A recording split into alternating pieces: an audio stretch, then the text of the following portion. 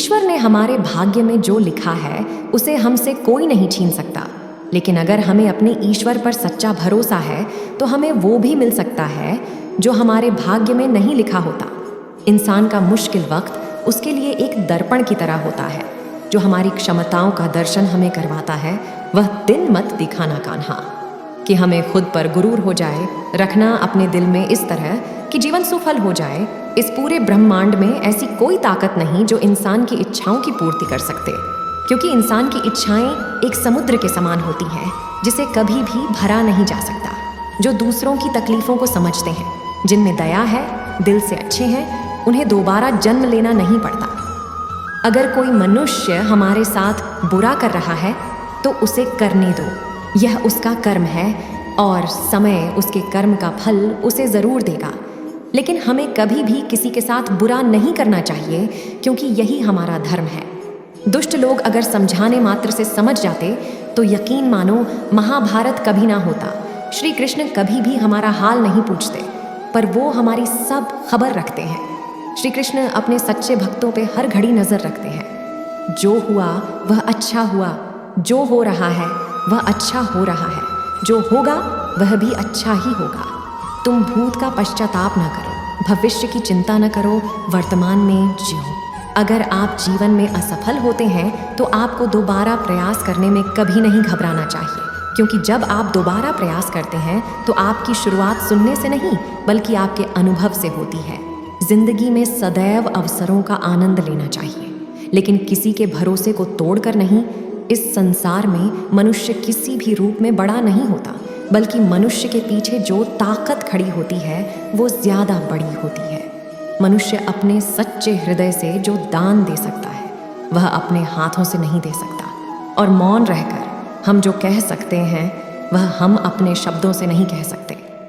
अंतकाल में जो मनुष्य मेरा स्मरण करते हुए देह त्याग करता है वह मेरी शरण में आता है। इसलिए मनुष्य को चाहिए कि अंतकाल में मेरा चिंतन करे। जिस व्यक्ति के पास संतुष्टि नहीं है उसे कितना भी मिल जाए वह असंतुष्ट ही रहेगा। श्री कृष्ण जी कहते हैं, जिस व्यक्ति को आपकी कद्र नहीं उसके साथ खड़े रहने से अच्छा है आप अकेले रहे। यदि आप किसी के साथ मित्रता नहीं कर सकते हैं तो उसके साथ शत्रुता भी नहीं करना चाहिए। जब आपके जीवन के चारों ओर हताशा और निराशा हो, जब दुखों ने आपको हर जगह से घेर रखा हो, तब आप सच्चे मन से कृष्ण जी के नाम का दीपक जलाना और अपना सब हाल श्री कृष्ण को सुना देना। श्री कृष्ण स्वयं आपके सब दुख हरने आएंगे। तुम उसके लिए शोक करते हो जो शोक करने के योग्य नहीं है। बुद्धिमान व्यक्ति न जीवित और न ही मृत व्यक्ति के लिए शोक करते हैं। मनुष्य का जीवन केवल उसके कर्मों पर चलता है। जैसा कर्म होता है वैसा उसका जीवन होता है। क्रोध की अवस्था में भ्रम जन्म लेता है। भ्रम बुद्धि को नष्ट कर देती है। बुद्धि के नष्ट होते ही व्यक्ति का पतन हो जाता है। प्यार और तकदीर कभी साथ नहीं चलते, क्योंकि जो तकदीर में होते हैं उनसे कभी प्यार नहीं होता, और जिससे हमें प्यार हो जाता है वह तकदीर में नहीं होता। खाली हाथ आए खाली हाथ वापस चले जाओगे। आज तुम्हारा है, कल किसी और का था, परसों किसी और का होगा। तुम जिसे अपना समझकर मग्न हो रहे हो, बस यही प्रसन्नता तुम्हारे दुखों का कारण है। हर कीमती चीज को उठाने के लिए झुकना ही पड़ता है। माँ और पिता का आशीर्वाद भी इनमें से एक है। वह जो सभी इच्छाएं त्याग देता है, मैं और मेरा की लालसा तथा भावना से मुक्त हो जाता है, उसे शांति प्राप्त होती है। अगर व्यक्ति शिक्षा से पहले संस्कार, व्यापार से पहले व्यवहार और भगवान से पहले माता पिता को पहचान ले तो जिंदगी में कभी कोई कठिनाई नहीं आएगी।